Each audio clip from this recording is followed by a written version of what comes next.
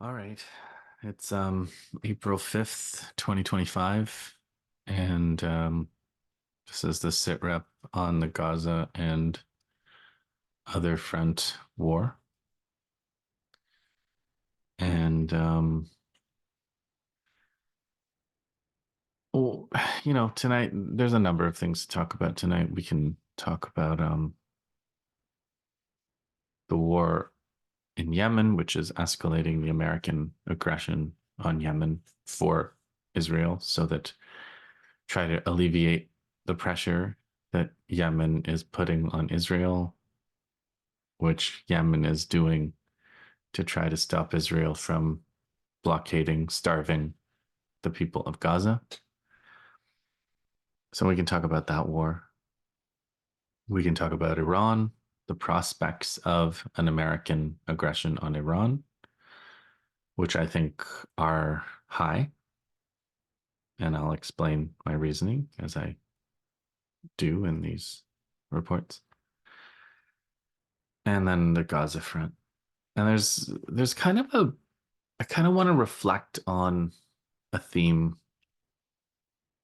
of solidarity because I think that that's a way to analyze this war a little bit differently than I've done before here, and that I think it's a little differently than a colder analysis might do because the the ingredient, the variable of solidarity is a major factor in terms of how this war has gone. Let me explain. If you look at the Gaza front in isolation, the reason the Gaza front didn't break yet, the reason it's lasted 18 months or however long it's been now and counting, and even if it breaks because it is not humanly possible to survive this, they've already survived way beyond what anyone could ever have imagined. But the reason it has survived is because of solidarity of the people with the resistance, the solidarity within the resistance, the unity of the fields, the solidarity across political and military organizations, the ability of Marxists and Islamists of different kinds and nationalists to all fight alongside one another. That's solidarity. The You could say that Yahya Sinwar's counterintelligence operation and the way that they built that counterintelligence apparatus that ultimately came to deny Israel any way of entering Gaza, any way of using their intelligence apparatus to unravel the organization inside Gaza. You could say that that's, ruthlessness in organization as Sinwar describes in his book. But really, I believe the biggest ingredient in that success of that counterintelligence operation is solidarity. It's a remarkable story of being able to create an organization across Gaza that doesn't that that doesn't have effective collaborators in it that will collaborate with Israel. Now, there are sticks. Are there sticks involved in that process? Of course, there are sticks. But the main reason that solidarity holds is because the main reason that um, the strength of the resistance in that sense, in that specific counterintelligence sense, is because of solidarity. It's because the people keep faith with one another. If you think of Hezbollah and what they did, the complexity of solidarity politics in Lebanon, where you have a community, the Lebanese Shia from which Hezbollah arises. And they have nearly total solidarity with the people of that community and that organization. And that is why they were able, again, to withstand an invasion from Israel, to withstand these surprise attacks, this total technological infiltration, the spies, the fact that Lebanon itself is a spy playground. And Hezbollah was able to survive all of that because of solidarity. And also, Hezbollah has limitations because of the limitations of solidarity inside Lebanese society, and because of these limitations of the the communities and the ability of Western sponsors of these leaders of these communities, and the ability of Israel to split these communities, to turn them against the people they're trying to target one by one. And that is so that the solidarity is their strength, and solidarity in the country is also their limitation. And that is the limitation they ran into. And that is what's restraining them now from fighting Israel again, is knowing that Israel has this ability to make the whole of Lebanon suffer and then blame Hezbollah and have some success taking that political line, torturing Lebanon and saying, we could stop this if you get rid of Hezbollah. And so that's the complexity of Hezbollah's position. And then you look at Syria, and I think about Syria, I think about the Palestine movement before 2011, before 2013, and the growing strength of the movement across the region, across the world, including in the West. And I think of the derailment of that movement, and it's still derailed. It's never gotten back on the rails. It's never that this genocide has not managed to get people back on track. The people who supported the destruction of Syria, and this is I'm telling you it from my perspective, from my bias. I don't think it's a bias. I guess it's a perspective. I believe I've thought it through. It's not a bias that I held before, but I'm telling you from my perspective, what I call them is the people who support the destruction of Syria. They still support the destruction of Syria. They're still supporting the forces that destroyed Syria, and they're still complaining about the forces that were ousted, about the Assad regime that was ousted. They're still complaining about that. And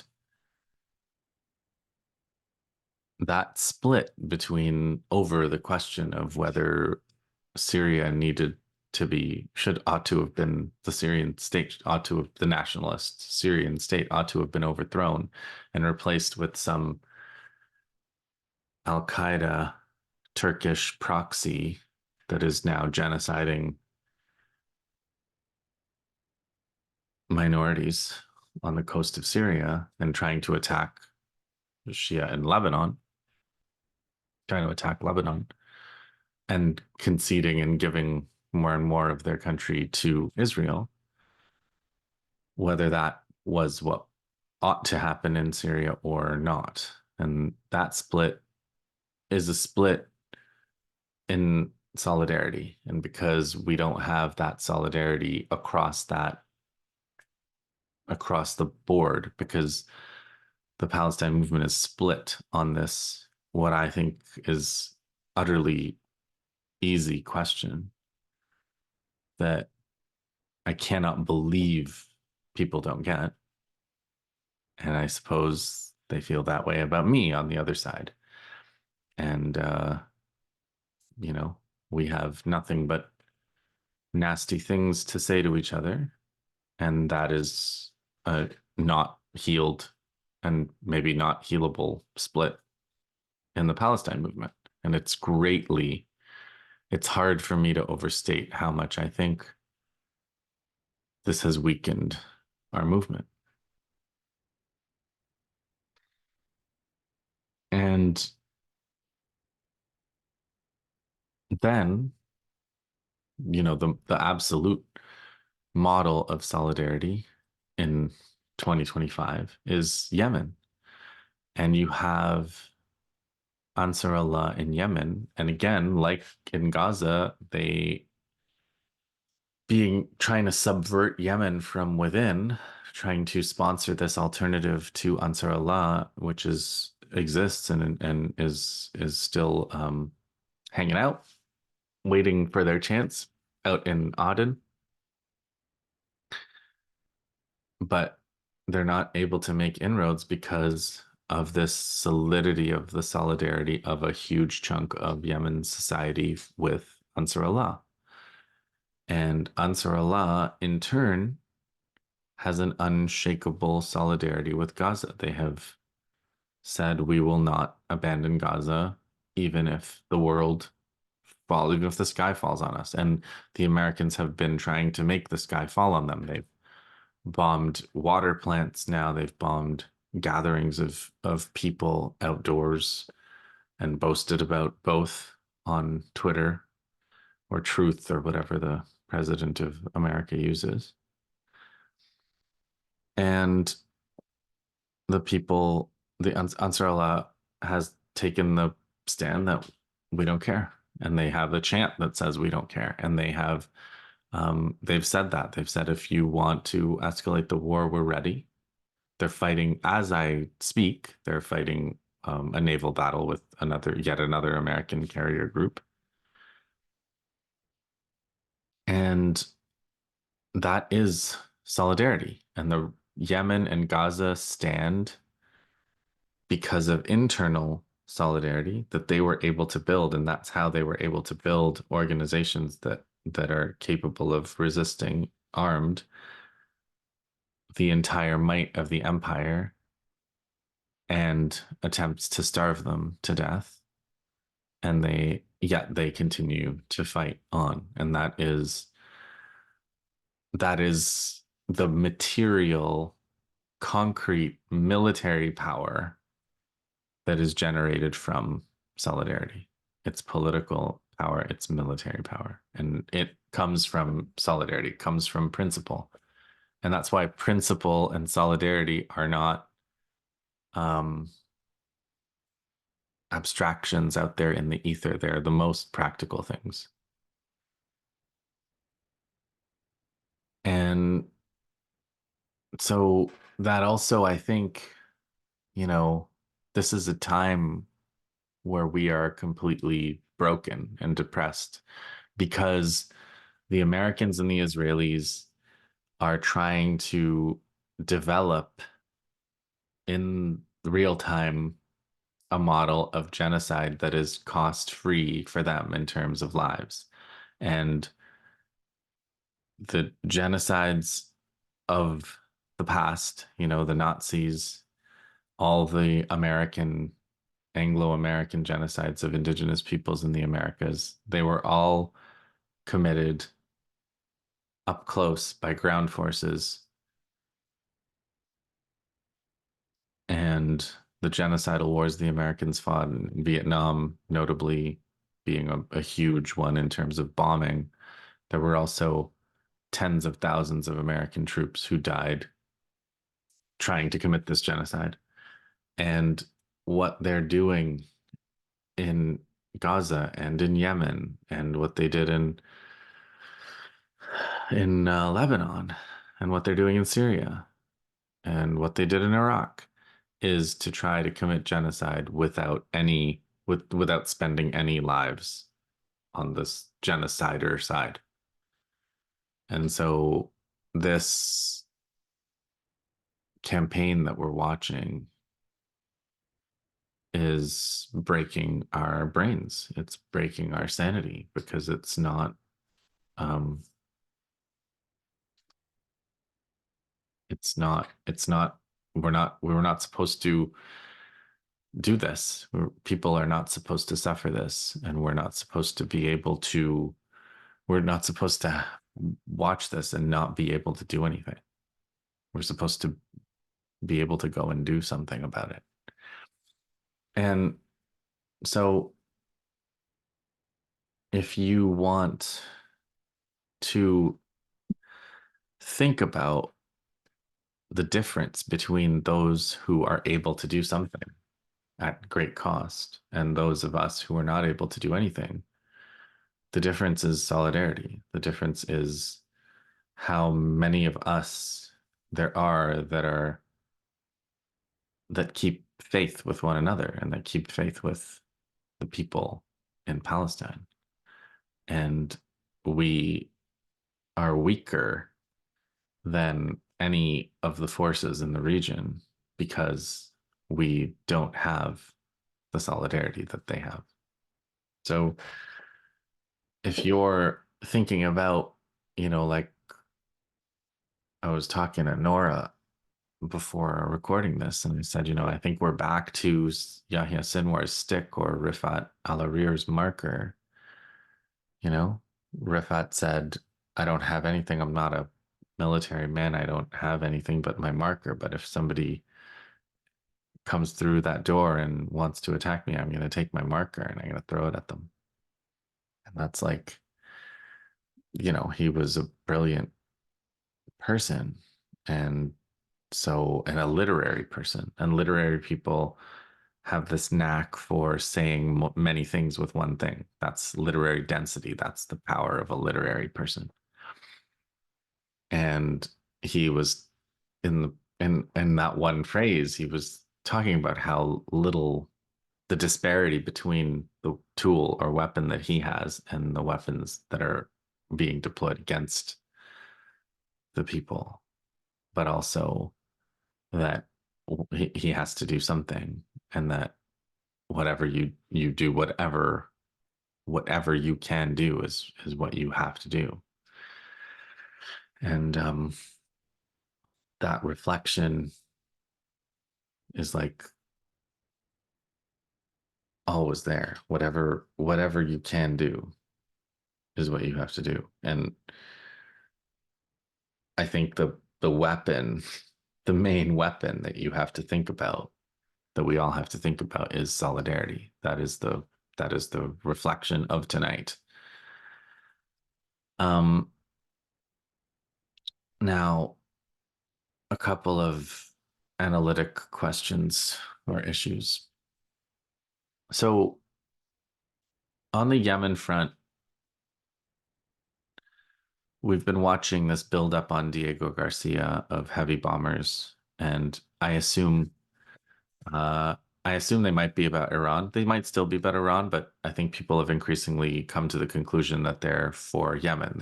The Americans are planning to do a bigger kind of continuous set of bombing runs with these big B-2 and other bombers, maybe even nuclear weapons against Yemen from the safety of Diego Garcia, where they can't be reached by Yemen's missiles and drones. And instead, they'll be able to try to bomb Yemen from way up high and from far away and bomb them a lot. And that's their big plan for winning the war. More bombs from higher up and from farther away. And Yemen, like any other resistance movement, needs to try to get a little bit closer in order to do some damage to the people that are, to the imperialists that are attacking them. And so we'll see how that goes. There's air defense against the B-2 is not for anyone but maybe Russia or China, or maybe Iran can do it, but who knows? Missiles that can reach Diego Garcia, maybe Iran has, but Yemen probably doesn't. So Yemen's response would have to be asymmetrical. It would have to be maybe attacking American assets in their neighborhood, which we know they can do, but that would be, that might be the thing that the Americans forced them into doing. So that's the one to watch. I think there will be an escalation in Yemen. I think they will. The Americans are not putting all of those weapons there to have them sitting around. They're going to use them and they're going to bomb Yemen with them. So, and Yemen is not going to back down as a result. So Yemen is going to have some kind of response. And so that front will continue. As far as Iran goes, Iran, there's also a question of whether there'll be a war, whether the Americans are going to attack Iran. And again, I think they will. Professor Morandi, who's been on this channel, I've been watching him all week, and he assesses it as a low probability, not a zero probability, because of all of the damage that would ensue to American interests in the region. But I think that, and the Ayatollah actually made a speech that I just saw. Sina sent it around it, and he said, "I'm telling the people there won't be a war and there won't be negotiation." Other Iranian officials have said they will be ready if there is a war, and they won't be. The Americans don't have the ability to take out Iran in a single strike, so there will be a response. And all of this might make you conclude that there may not be a war, I mean, there is a war, there's a war ongoing, but there might not be a big attack on Iran, but I think there will be. And I think basically, I'll get into it at the end, but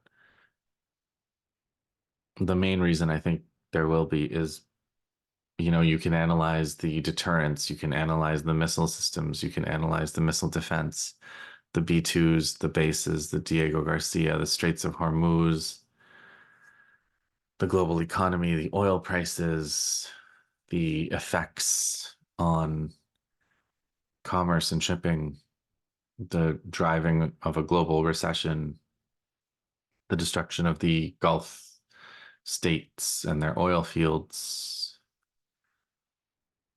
And you can analyze this and say, well, with all of these things, maybe it won't happen because the possibilities are so unpredictable. Once you start, why would they let that out of the bag, that cat, or let that genie out of the bottle?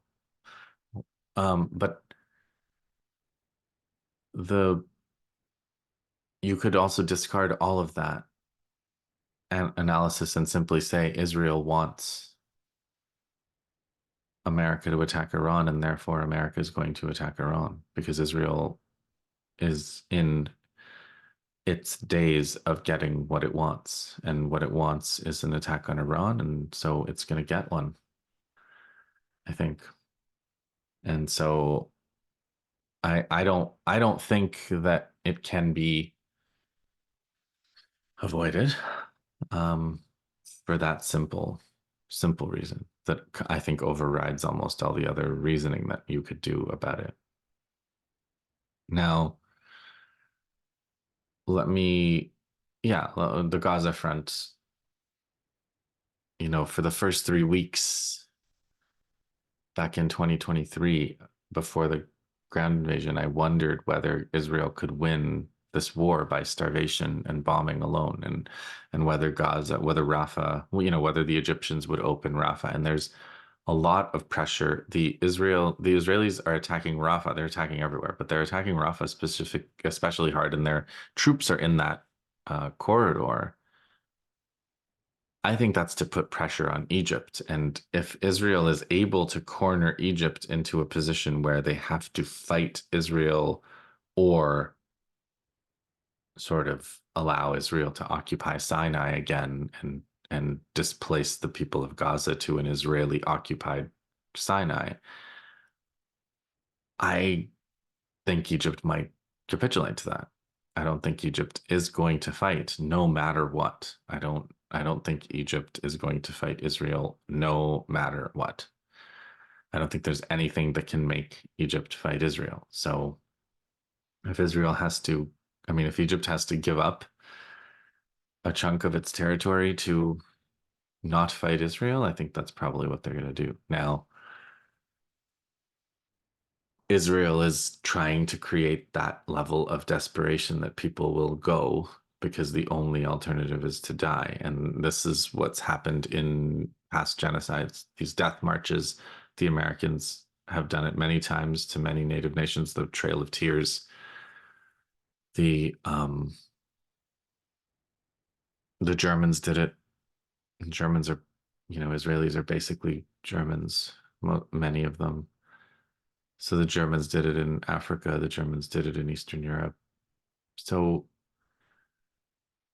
it is an established end game for genocidal states, genocidal imperialist organizations.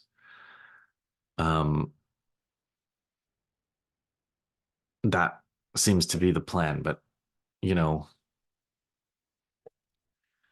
I've cautioned people who have written to me against spending too much time in the chosen future of the Israelis. The Israelis love talking about their plans. They love for us to live in their fantasies of genocide and ethnic cleansing and murder and terror and starvation and child murder, etc.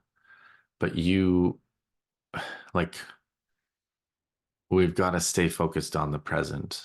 There's only the present and there's only what we can do. And let's not let them suck us into their fantasy world. There's plenty of doom and gloom right here and right now without having to um, inhabit that fantasy. So let's stick to the present, stick to what we can do, and I mean, we have to analyze plans to some extent. There's no avoiding it if we're trying to analyze the situation and where things are likely to go. But they they live in the world that we do, and they don't know what's going to happen any better than we do. They only know what they can try to do, and so can we. Um, Now, like I said, 3 weeks, for 3 weeks in October, I wondered whether they could win by starvation and bombing alone. They decided they couldn't. They invaded, they fought their ground war, lost, and are back to trying starvation and bombing alone again. You may have seen that Abu Obaida, the spokesman for the Qassam brigades in Gaza, the armed wing of Hamas, he said that all these new evacuation orders, he said the captives, the many of the Israeli captives are in areas where the Israelis have told people to leave, to evacuate. And he said, we're not leaving, we're not moving the captives. So if they do a mass killing in the areas where they told people to evacuate from, they're going to kill their own captives. It's pretty clear that the Israelis are far gone and don't care about their captives or anything else. But but they're not going. The captives will not be moved by the Palestinian resistance. So I think I think the last thing that I'll say tonight is I keep reflecting on the resistance has always used this image, this metaphor of the equation. They've always talked about the equation. The equation, what is the equation? We have to restore the equation. We have to impose a new equation. And Yahya Sinwar's book, there's that eternal debate between the Palestinian cousin who wants to capitulate, who wants to negotiate Palestinian freedom, and then the Ibrahim, the proxy character for Sinwar himself, who believes in resistance, only resistance. There's no negotiating with the Israelis. And the cousin who wants to negotiate, he says, don't you understand? The Israelis can wipe us out if they want. So we have to negotiate with them. And Ibrahim says, why haven't they if they can? And he says they haven't because they're governed by a lot of different equations and uh, and they can't just do it. And so that I believe is what's changed. So Ibrahim slash Sinwar was talking about the equation as he understood it 20 years ago, and that the Israelis are governed by a set of equations about what they were able to get away with in the world, in the region, and in the world. And I believe we have slid into this hell on earth because that equation has changed. And the Israelis now know that they are permitted anything. Anything goes, whatever they want to do, however brazenly they want to do it, however openly they want to do it, it is permitted. So everything is permitted to them. And that's the world that the West supports. And that's the world that the West is trying to uphold. I think that is a house of cards if a group of people is allowed to celebrate murder, hand exploding pagers around to people as gifts.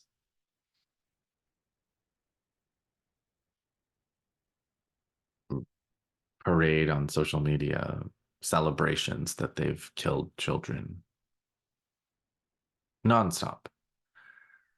Lie, just lie totally brazenly and have people get in trouble who don't believe them, who express disbelief. If that this is not this is I cannot believe that this is a world that where normal